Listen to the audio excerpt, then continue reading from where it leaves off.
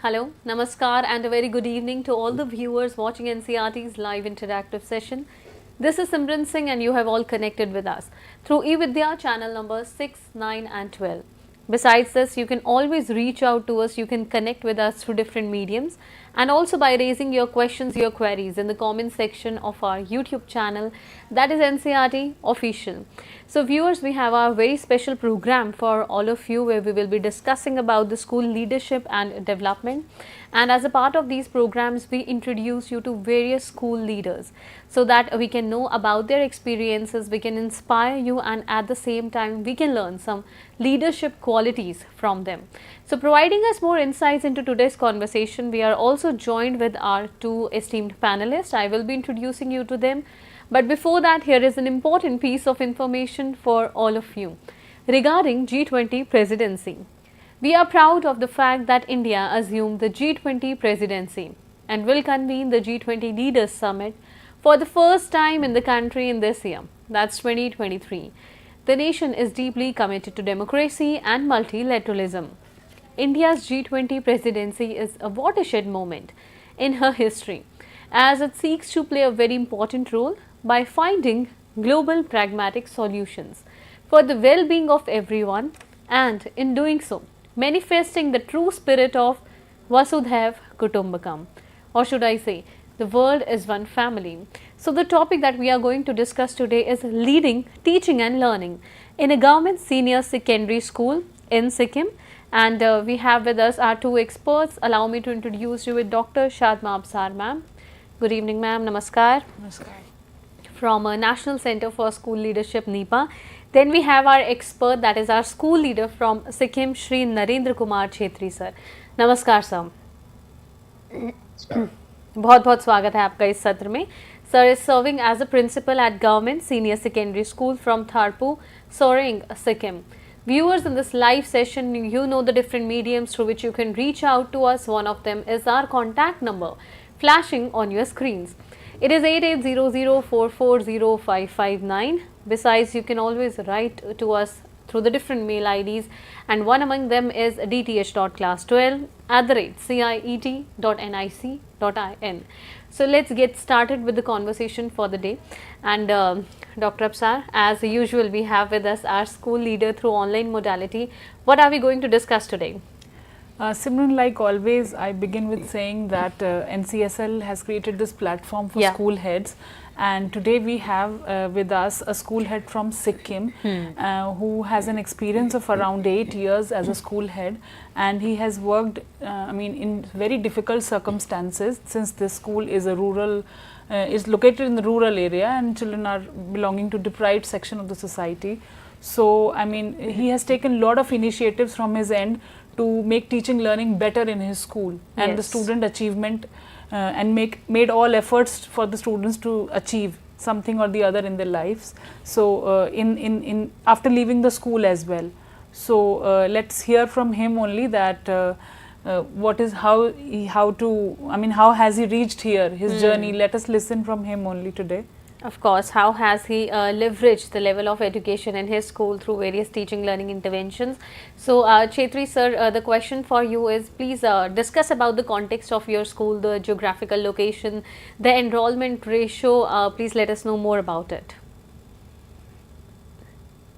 Okay.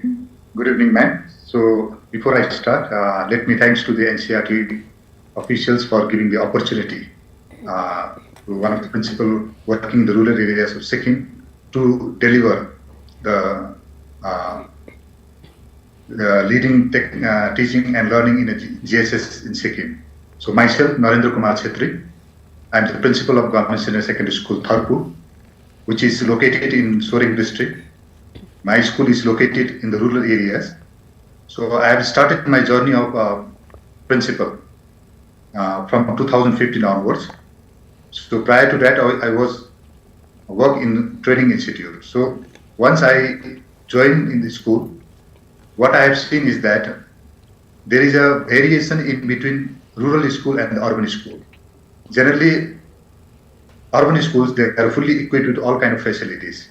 Even if the facility is not there in the school, even the student can explore beside the schools too. But in the rural areas, such type of facilities are not there. So school will be the only areas where student can get or can expect. So in that way, what I thought is that so a zeal comes in my mind is that let's make my school also to achieve all those facilities so that I can provide or facilitate my students. So it's on the basis of the collective effort. So we move ahead, and in the due course of the time, now the school environment, it has been changed. Now at least minimum facilities, be it e-learning or other kind of facilities, now we are able to provide to the students with the support from the department as well as from the government. So what is the context of your school? Where is your school located? What kind of children? I mean, children belonging to which? Located in the rural areas. My school have limited pocket areas that also connect. Those areas which is connected to my school. The students who are coming from that areas, that to the rural areas. The socio-economic condition is average one, I can say. Many of the students, they have a lot of problems also related to the transportation as well as the household problem. Okay. So they used to come from the little bit far-flung areas. Okay. And we need to see all those things also. And taking into consideration their issues, we need to support and help them to move ahead.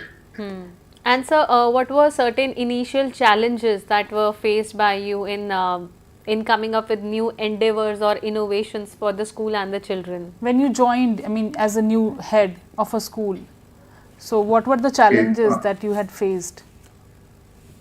To be honest, when I joined the school, just 1 year back, the school was upgraded from secondary to senior secondary school. So when the school was run this secondary level, because of the lack of infrastructure, the school was running the two shift, morning shift and the day shift. So the school was upgraded in the year 2013, and I joined the school in the year 2015 onwards. So when I joined, lots of parents and even the local gentries, they approached me that the difficulties of the children which they are facing in the school. So they have requested me that please ensure the one shift learning. So at the one side, when the school was at the secondary level, that time also the school was running a two shift, and when the school was upgraded, how it is possible. So I tried to explore the available local resources. Then I saw that there are certain government structures are there which are located in a close proximity of my school. Okay. So I talked to them. I talked to the local panchayats also, and I also put forward the proposal to the department to utilize that resources. So in the meantime, I also need to provide the project work of the new school building where all the classes can be accommodated. So in the process, I have run the school in 3 scattered areas. For primary school, for primary section, running the primary section, there was a cultural house. So I requested the cultural house in charge to provide me for at least 2 years to run the primary sections over there. Then there was a tourism building was there, which was in a dilapidated condition, which was unused. And I forwarded the file to the department to provide me that instructions to run the elementary level of education, 6 to 8. Even then also, there was a shortage of classroom. Then I requested the Gram Prasasan Kendra, which is just near to my school, where there 2 rooms was empty. So I shifted my commerce class and another class to that Gram Prasasan Kendra. And in the meantime, the project was approved and the building was started, the construction was started. So in that way, for the last 4 years, our staff, they have taken a lot of pain in running the... So the school was... There was a problem of Yes, so the school was running at 3 different locations. Yes, exactly. While the building was under construction. the school the building, construction. and In the meantime, and this was for yeah. 4 consecutive years. Exactly, ma'am, exactly. And during that period, the epidemic was there, COVID was also there, and the construction was delayed further. So finally, in the year 2021, in the month of November, the new building was finished and it was inaugurated by the government. So that was handed over to the school. And after that, our school became a privileged one. And finally, all the classes were shifted into the main building. And the building which I have shown, which I have provided, that was the new building, the beautiful building. And now, at least at present, we are privileged that we are running in a school in one single areas or single pocket areas. So that is the initial difficulties related to the infrastructure. So now what kind of teaching learning facilities are available in the new building for the students? Okay, after that, when I joined that time, the classes was run in more or less in a usual practice, that was operation of the blackboard system. There was no e-class, electronic class. So after that, I forwarded the proposal to the department, and the department was kind enough, and the government also was kind enough to provide me first 2 smart class. So after that, again they have provided further 4 smart class. So in that way, right now, my focus is to at least equip the higher class and the primary section with the smart class. So right now I have an 8 smart class. So where the students are also enjoying, at the same time the teacher also they're enjoying the teaching learning process, because it's a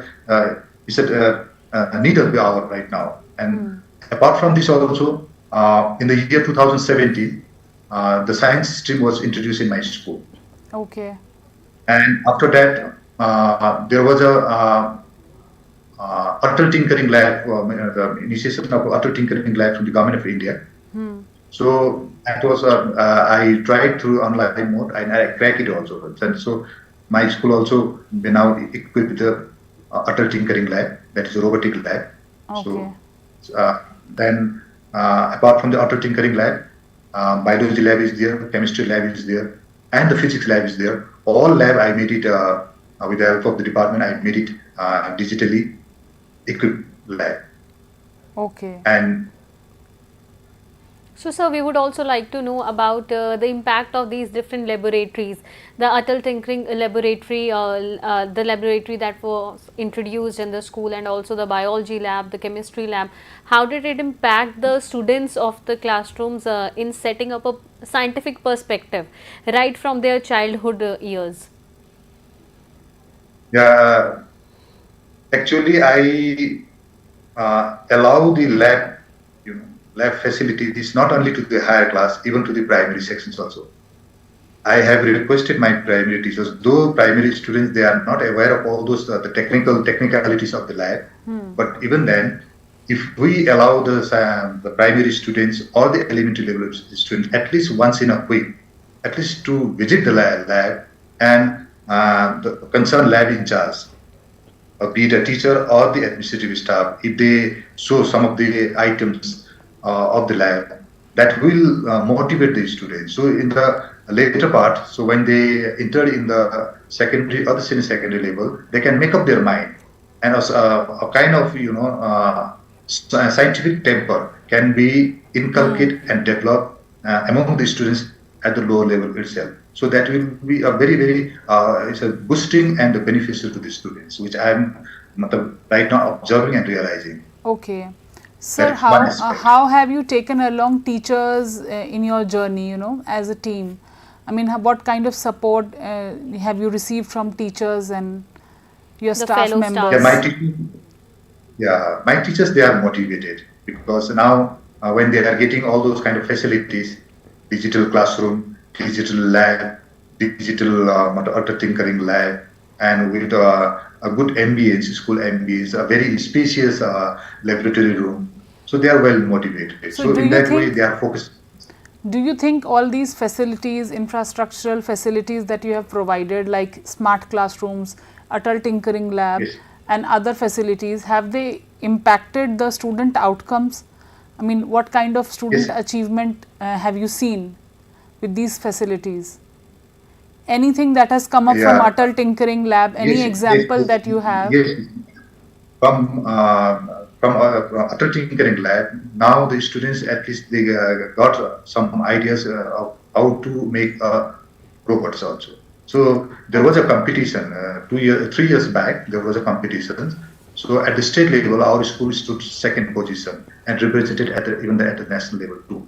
Okay. So in that way, the students came to know that how to make a robot, or how robot can be good enough in handling the things, or in helping the or supporting the students. So that also so that acquainted by through the Atal Tinkering Lab. How have you engaged with the community, sir? The parents, the community members living around your school, and other stakeholders. What has been their role, Exactly. and how have you engaged with them in your schooling processes? Actually, when we every year we used to have a twice or thrice guardian meeting. So in the guardian meeting, we even allow the guardians also to visit the classroom as well as the lab, so that they can also see how is the lab of the school where they are studying. So in that, when they will see and when they will see the things prepared by the students, they also feel happy and they also feel satisfied.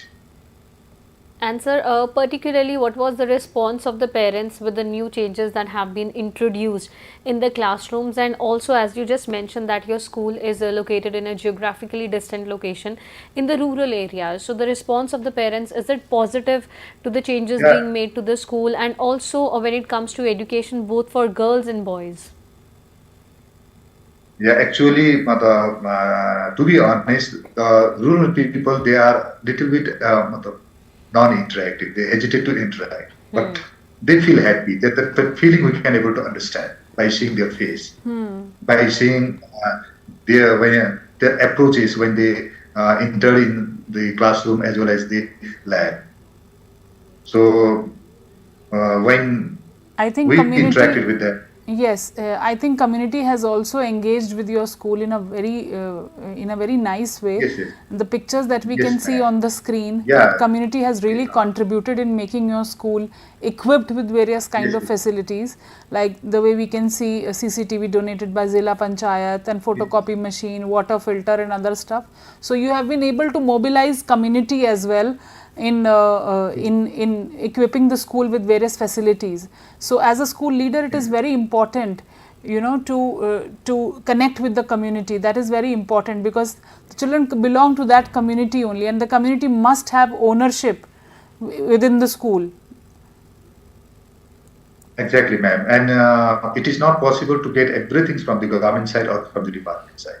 So therefore, it is very important to mobilize so when the community are satisfied, when they feel, yes, the schools is progressing, definitely they will come forward. And they will come forward, and they will, with their limited resources, they would like to support to the school. So in that way, I am getting a lot of things from the community. Okay. So these are the ways through which community has engaged. And how do you contribute to the community, other than, do you reach to the community for other purposes as well? Do you engage with the community? There are lots of community related programs. So when there used to be a community related program, they used to approach to me to provide the school hall. And also in some of the community related programs, they used to invite to the school. So in that, yes, we used to send our personnel. We all staff also need to participate, considering the gravity of the program. So if that program is beneficial to the student, obviously we will allow or we will ensure the students to participate in such type of program. And sometimes we also provide our school hall for such type of program, so that there is a gap of the bridging of the gap in between school and the community will be closer and good. And as we can see in the picture that there is a wheelchair by the school staff. So there is an aspect of inclusivity that has been, I should say, introduced or touched the boundaries of the school. Please reflect on this as well. Okay, actually, one of my staff was there, senior, who was retired last year. No, not last year, this year itself, at the beginning of this year. So in my school is located in the hot bed zone. And a lot of students where they used to have a problem of getting fell down when even during the morning assembly zero period. Some students they used to have come to the school with an empty stomach also, but the student never share all those things. But when they fainted or when they fell down, so especially for the girl child, they used to have a problem because hospitals are not too near my school. There is one sub PHC centers where sometimes is very difficult to get in touch with them or to bring the staff from sub PHC to the school. So for the immediate relief, we contributed to ourselves. The staff they have contributed, and we set up a medical cabin. Yes, yes. Where we There's a put picture. the bed, cushion, and everything, and also we purchase a wheelchair. So in that case, we sometimes the student who suffer, we put on the wheelchair, and we bring such students in the medical cabin, and we used to restrict them until the arrival of the concerned nurses and the staffs from the sub PHC to get treated to the students. That is a good initiative that you have taken, sir. Coming back to the slide on the screen, these are some of the pictures of your smart classrooms. So I can see children getting engaged and enjoying the learning through smart boards. These are some practical sessions. So tell us something about these low-cost teaching aids that you have mentioned here. Okay, ma'am. So teaching aids is one of the utmost requirement in imparting the teaching learning process in the classroom. And my background is from the training institute. So therefore, I encourage my teachers to follow the teaching learning in a systematic manner, like to intern in the class with a proper lesson planning, and also with minimum teaching aids. So let the teaching aids should not be a costly one. So let the teaching aids to be prepared from the locally available materials, resources, so that the students will find interesting in their respective class. So in that way, some of the teachers they are come up with all those teaching aids which I forwarded to you. Okay. To authenticate. You had also mentioned about earlier while we were talking that your school have a botanical garden. What was the logic behind it and why did you do it? Just reflect upon that as well a bit. Okay, ma'am. Actually, now there are a lot of project work which we need to give to the students, right from the primary level to the higher level. So sometimes what I have seen is that the teachers, they used to take the students to little bit far places for doing or for assigning the students. So then that required the cost, and also it's a burden for the students. So what I have thought is that another thing is that there are, because our school is located in the hilly zone, so there are a lot of medicinal plants which have the medicinal values. But now the students, they are hardly aware of all those things. So in collaboration with my science teacher, I've just requested them to build a botanical or medical garden, so that all those locally available plants will be shown in that place, and a tag will be labeled in each and every plant. Okay. So when the students during their leisure time also, or even sometimes the teachers feel that the student need to be taught all those things, so practically they can show all those plants there, and even assign the students for the project work too, because when they assign the project work, they can also on the topic like you just identify some of the locally available medicinal plant, write down their botanical name, write down their scientific names, write down their local names, write down their medicinal values. So in that way, they do not need to go out. Inside the campus itself, they will see all those things and they start preparing the project work. So which will be very good for them also, and they are also enjoy and learn so many things which they were detached from right now. Okay. So that was the sole objective behind creating that botanical or medicinal garden. So, there must be local plants that are available there locally in your area. You must have cultivated them with the help of children, and they must be knowing the value and importance of those local medicinal plants and utilizing them for their purposes, you know, what purpose they are used for. So, coming to the For your kind of information, yes ma'am, for your kind of information, in that medicinal garden, we have more than share some of the 25 examples of the plants that are available locally in your area. all the names I do, I'm not No, few names.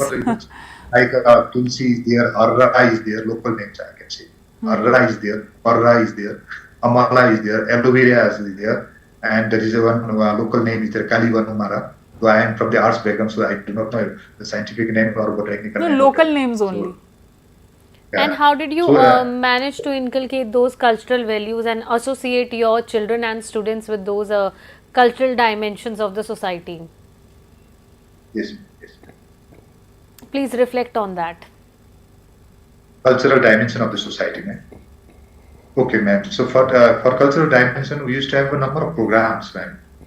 Sometimes I used to have oriented, even at the national level also, the programs like Ek Bharat, Shrestha Bharat, and we have a local program like Bhanu Jayanti, on which there are a lot of cultural programs like cultural dance, recitation of the Ramayana part. So where all these cultural values can be developed among the students. And for your kind of information, that this year, at the end of this year, our schools are also selected to participate a week-long program at Itanagar, Arunachal Pradesh. That is a cultural program. Okay. So we are going, 20 of our students, we are going to represent from our state to participate in the state program. Viksit Bharat, you are Viksit Bharat, the theme of that. Okay. So that is also, and we need to show them some of the cultural dance and song. Okay. Coming to the achievements that the students have made. So let's begin the achievements from your slide. Yeah. Okay, ma'am. So this year, one of the students, Anisha Mangar, she got 93% in humanities, and she is a state topper from our state for the first time. That's the biggest achievement from our school. She's a state topper, and also she's a state topper from all the stream too. So if you just go through the slide, you can see that from all the stream, whatever the percentage obtained by the different student, she was a topper. So that this is the biggest achievement for the first time our school able to achieve. That's wonderful. That's wonderful. And also, sir, having served as a school head for more than 5 years, what are certain qualities of a school leader that you think they are very important in order to nourish and grow children into a healthy and happy society? Actually, everybody have a different strategy to function their responsibility and roles. My way of functioning is a very, very democratic one. I always take into in my board to all my staff as well as my students. Whatever the decision sometimes we used to take, we have a very healthy discussion. So through that healthy discussion, what will benefit to the school or benefit to the students, we generally follow that one. And also I always like to involve the students too in even the functioning of my school. So, yes. For example, suppose on 5th of September, Teachers' Day celebration is there.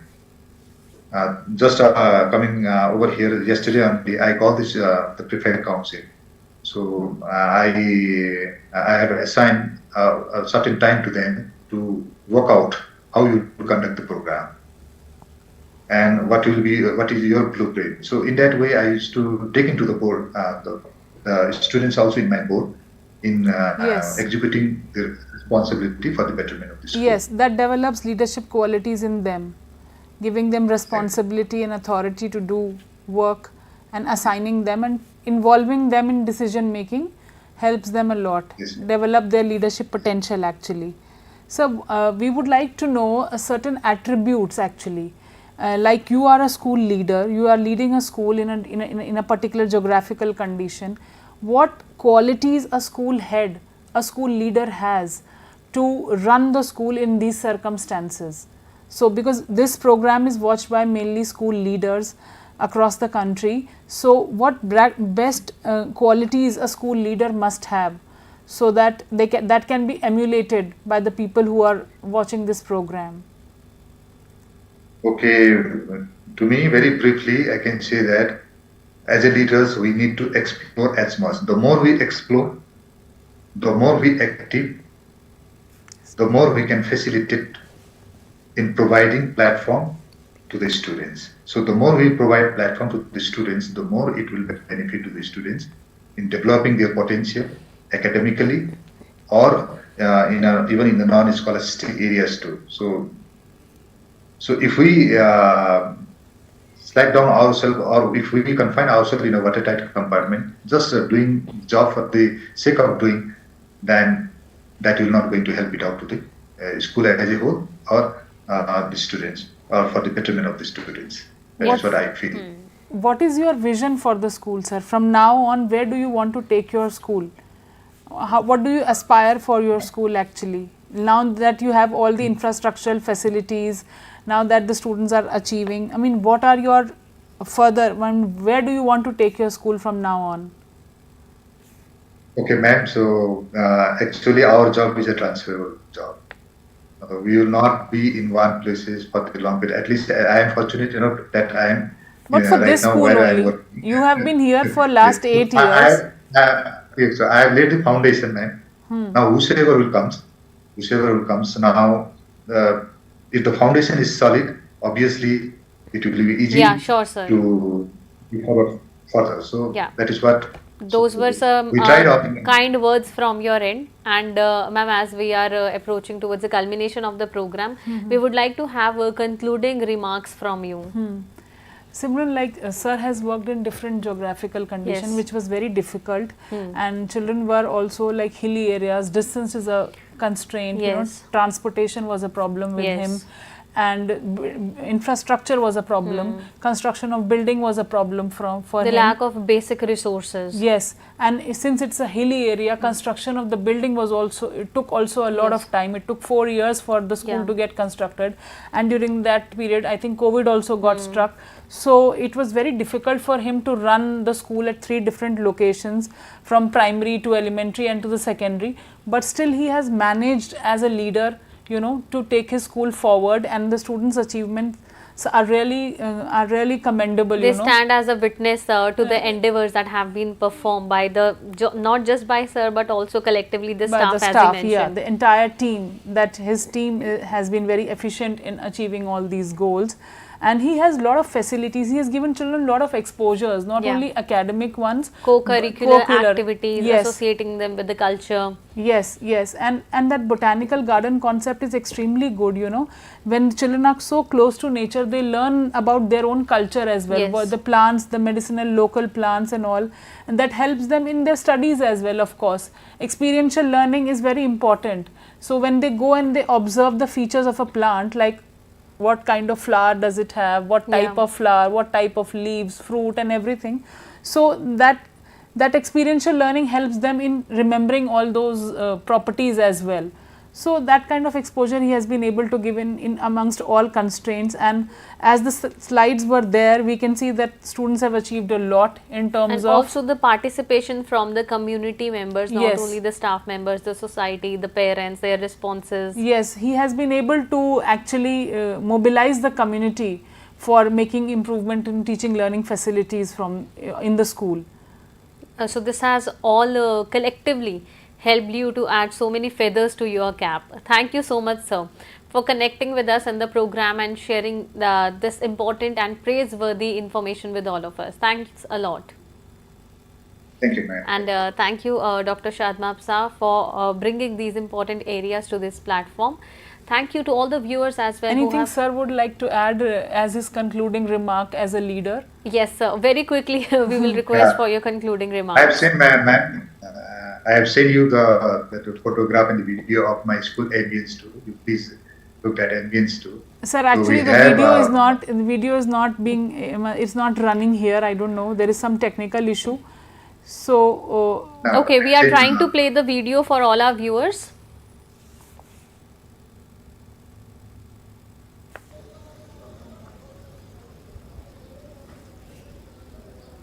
Audio is not coming. Also, sir, with regard to this video, if you could share the few insights with us. Yes, apart from that botanical garden, our school ambience, we also work on the school, building up the school ambience also. That to have a stated objective man. That generally the students coming from the rural areas, they don't have much facilities in their respective house. So they have they have the problem of their room, they have the problem of the toilet, and they have the problem of their surrounding too. So at least 6-7 hours they will be in the schools. So they have a lot of, sometimes because of their socio-economic condition or psychological reasons. Nowadays the students, they have finding a problem of trauma also. So at least to have a soothing environment in the school, though I don't have a much land surfaces, but even then whatever I have, in that we try to build up a good ambience by showing a not less than 100 flowering plant on the pot. So that reflected a very good ambience. So what I have seen is that during the leisure time, the students, they used to go loiter in and around that areas. They see the flowering plant, they see that decorative plant, a live plant, and in that way, a kind of jubilant mood I used to see on their faces. So this is also one area where we are working, and we are finding a very fruitful result on that. All right, sir. And I've seen. Once again, thank you so much for sharing these insights with us. Thank you, ma'am, for connecting with us, and thanks to all the viewers who have been a part of NCERT's various programs. Now it's time to wrap up this particular discussion, but here is an important piece of information regarding the availability of NCERT textbooks. As you all know that for this academic year, that is 2023 to 2024, NCERT textbooks are widely available all across the country, and you may purchase them directly from the different sales counters located within the different states of the country. Also, you can place an order online for these particular NCERT textbooks, and besides that, if you would like to download the PDF version or the soft copy of the textbooks, then there are different mediums. One of them is Diksha platform, another one would be ePathshala website, and also NCERT's official mobile application. In order to explore more about this information and also about authorized vendors, feel free to explore the website of NCERT, that is www.ncert.nic.in. Once again, thanking all of you for connecting with us. Keep watching eVidya channels and take very good care of yourself. Namaskar.